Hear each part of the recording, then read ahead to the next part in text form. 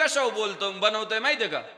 लड्डू मुत्यानं अवतार ये आयला लड्डू मुत्याने येडं केलंय 7-8-10 दिवसापासून.